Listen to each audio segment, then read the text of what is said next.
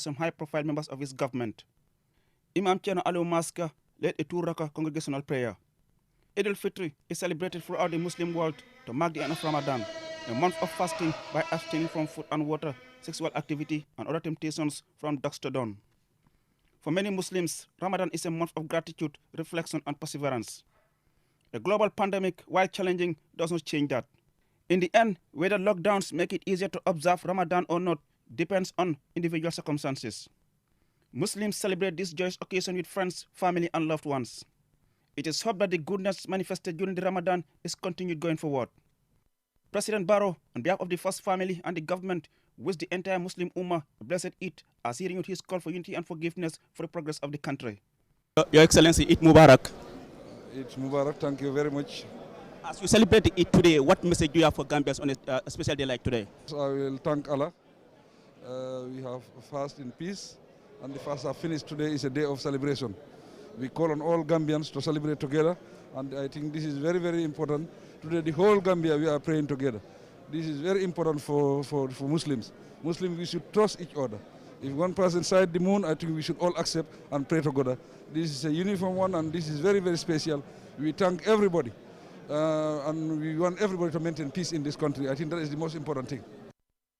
In a separate but traditional engagement dating back to colonial days, Muslims leaders led by the Banjul Muslim elders visited the State House for a meeting with President Barrow to pray for the nation and dialogue on issues of national interest.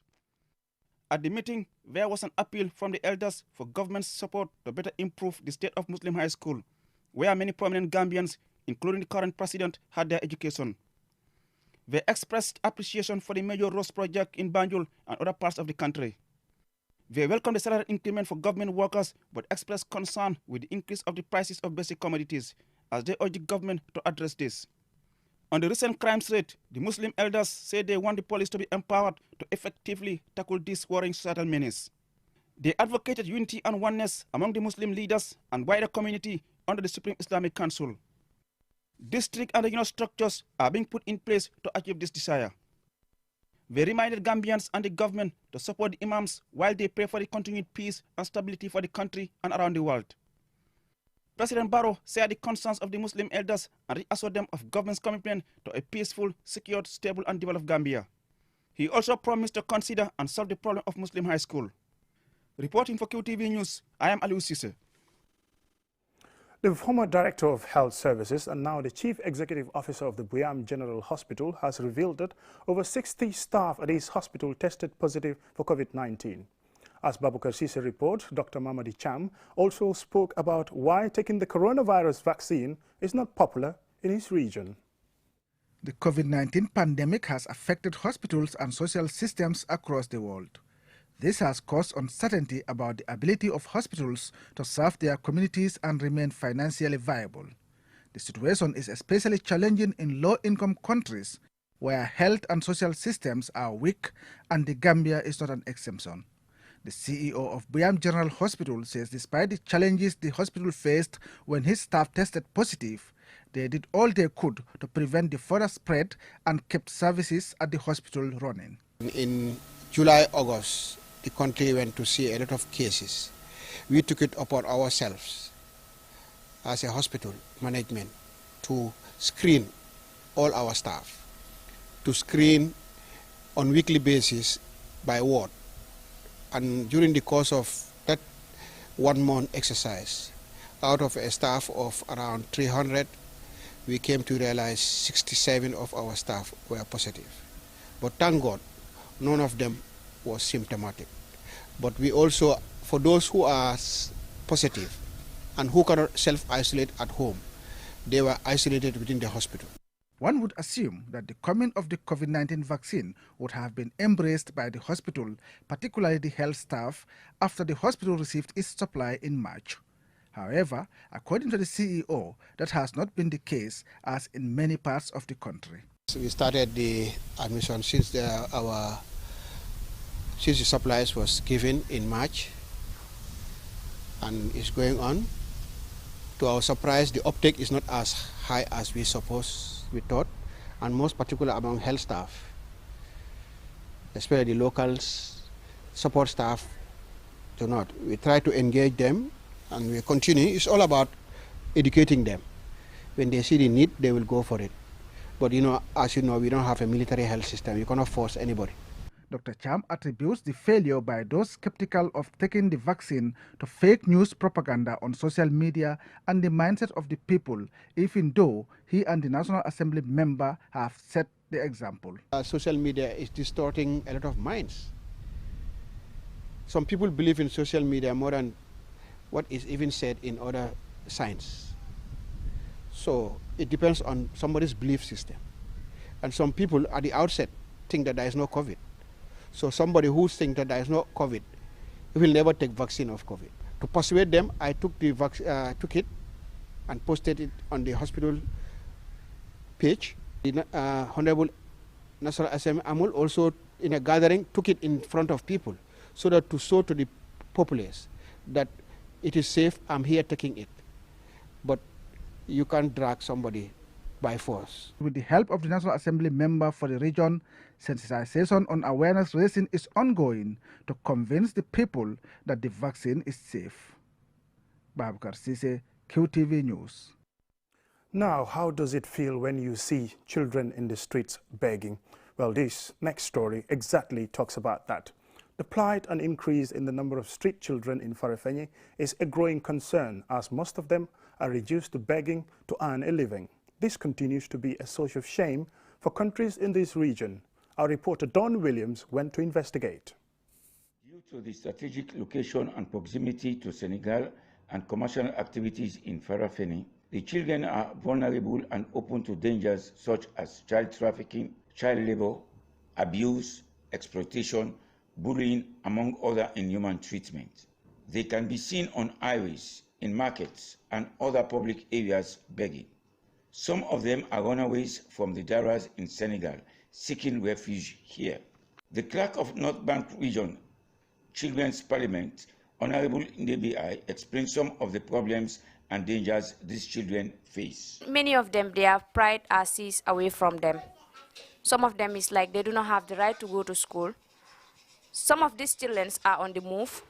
They are living where they live. Some of them are living all the way from Senegal, coming here in Farafenni. And if they come here in Farafenni, what they do is like, for the feeding, they find it very difficult. They will be going in the street begging for money. They will be moving, loitering around, which is not safe, because it can even lead to their deaths. Because some of these kids, we all know that the traffic now in Farafenni here, cars are moving everywhere. And these kids, when they are walking, they do not look at the place where they normally go to. So these drivers, the way they drive is very fast. They can easily have accident, and it can lead to their life. She spoke about some of the solutions to get the kids off the streets. At least the government should try and help them with like food, finance, and also clothes and like things that you know that if they have it, these talibis will stay at their daras and they will be clean, neat, and also they will learn instead of them going out in the street begging, because they are also learning. They are learning Quranic, but what they should do is like we should not leave them to be going in the street and begging for food and orders. Modulamin Jain, a CCPC member, also explains the plight of these children. The CCPC, as you know, is here to look at the plight of children. It is a CBO, a community-based organization that is organized by the Department of Social Welfare, and we operate, entirely under the DSW. And, the issue of children, I think, is a common concern for everybody, nationally, the world over. Farafenni, is a cosmopolitan town. The town has developed very rapidly, and the commercial activities in the town has also grown tremendously. So these are all, factors that, actually, pull people, attract people to come to Farafenni for various reasons. And because of these two, we have a lot of, children who are practically living on the streets, in Farafenni. I'm sorry to say this, but people are very much, aware that most of the children, on the streets today are definitely from these daras. Because we have, this belief, among us that, you send your children to these daras, and, they have to undergo, certain, difficulties in order to, to be, very much, conversant, with what they are teaching. Part of our responsibility is to, spot out, such children and forward, some of these, cases to DSW for redress. Mr. Jain also mentioned the training organized by the Department of Children's Affairs held in Kerewan and Masakonko on case management and psychosocial support for child protection actors. However, he agrees that more still needs to be done by the state and community actors to curb child beggars in the street. At the moment, in Gambia and in Senegal, the disgraceful sight and plight of these children are not being addressed with any seriousness by the government of either country. Don Williams reporting for QTV News. A torching story. We are going to take a short break, and after that short break, we will still continue to give you some more stories, including sports news. Q City presents Koite Day Special. It's going to be a family fun day. Hussein Dada will be having fun with the kids from 12 noon to 11 p.m. Joined by guest artists Chanta, Attack, Jaffa, T, Macabars, Big Banga, YD, and Our Gambia. Tickets $200 flat. Food and drinks will be on sale. Q City Koite Day Special with Hussein Dada. Q City, the #1 hangout spot for all kids.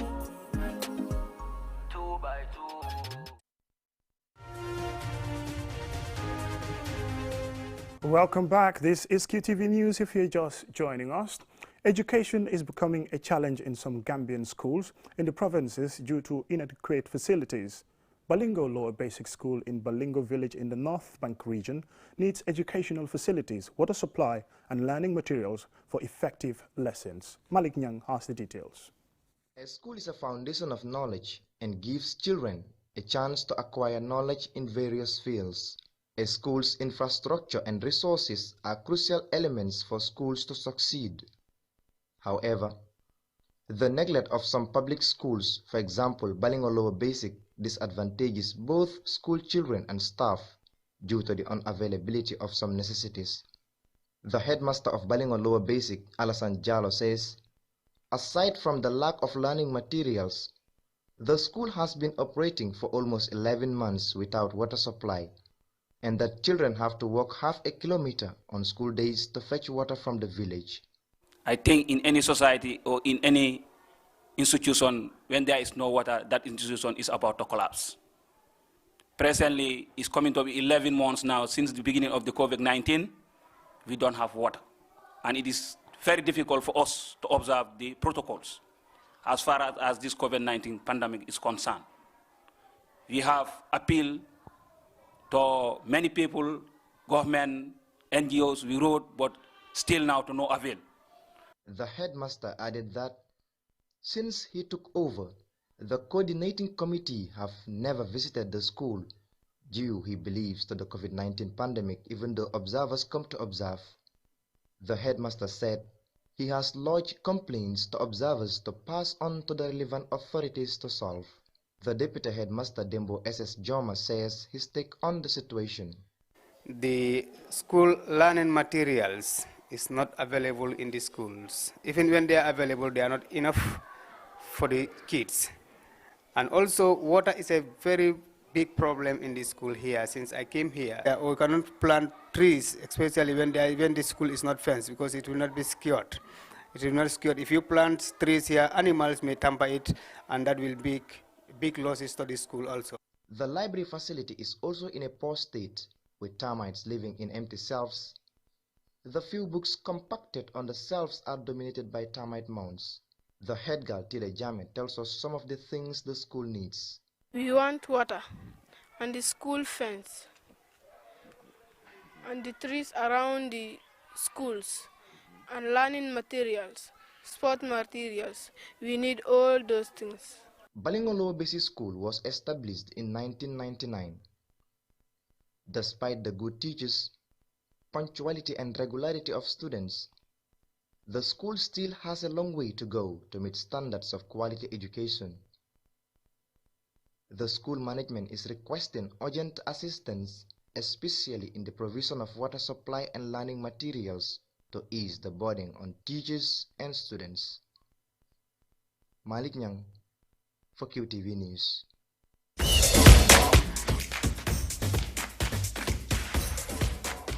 Now let's whet your appetite with some sports news.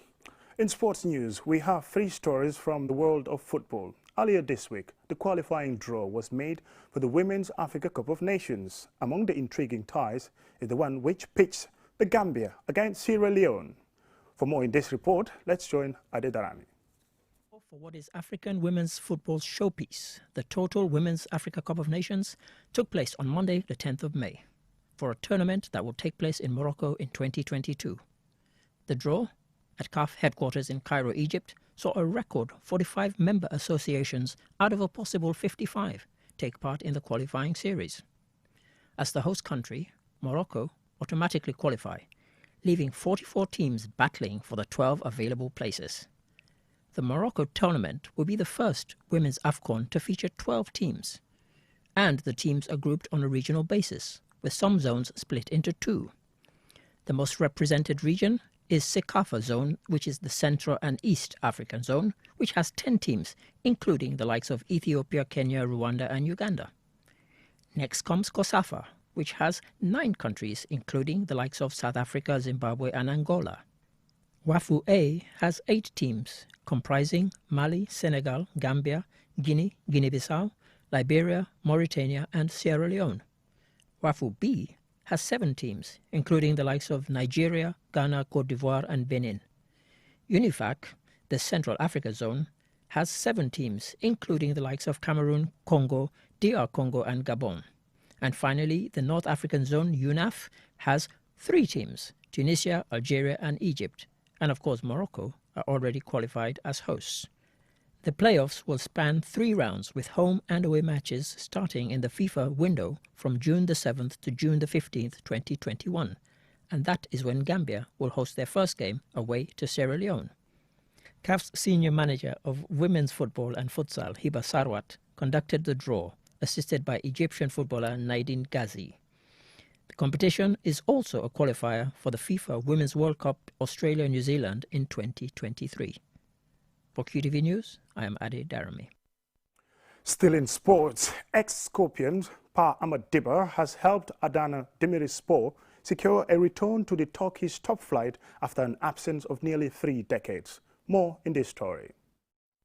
Ex-Scorpion Pa Ahmad Dibba has helped Adana Demirspor secure a return to the Turkish top flight after an absence of nearly 3 decades.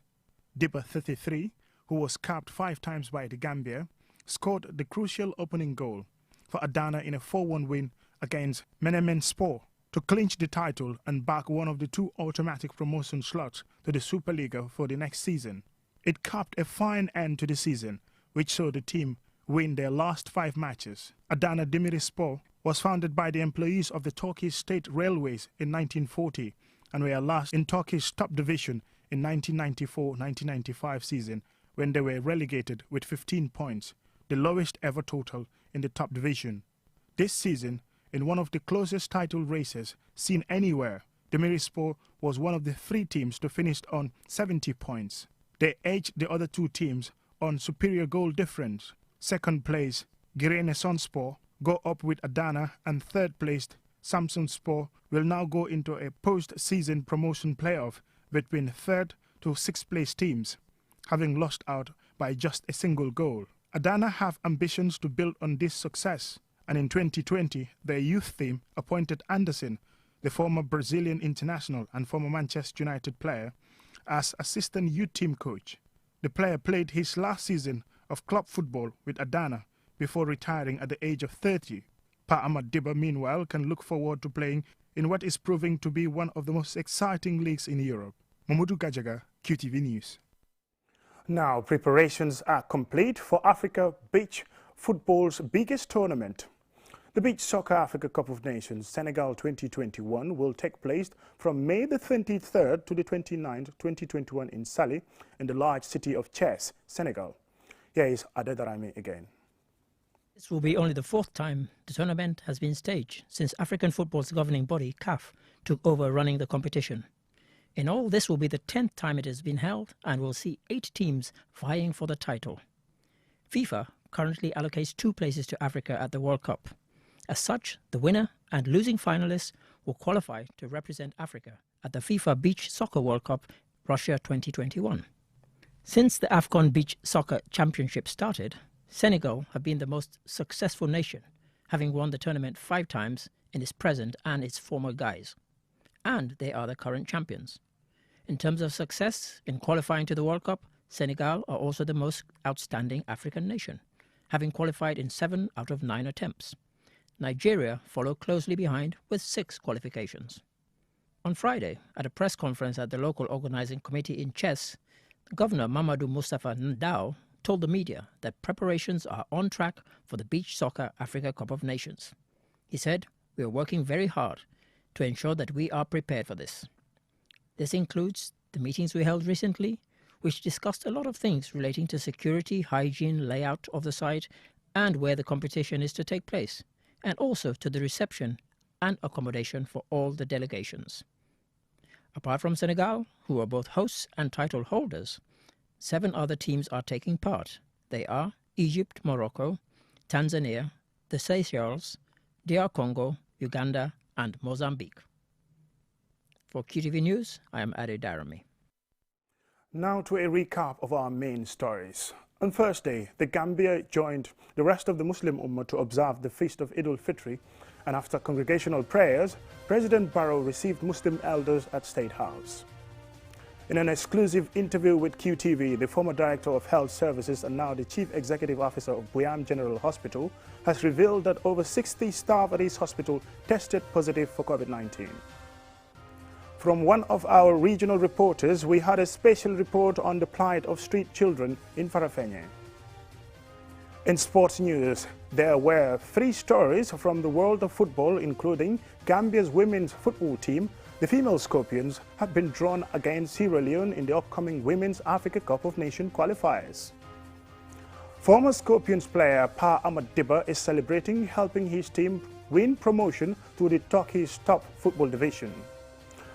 That's all we have for you in this Bulletin of the News. Thank you very much for keeping us company and have a pleasant night. Eid Mubarak once more.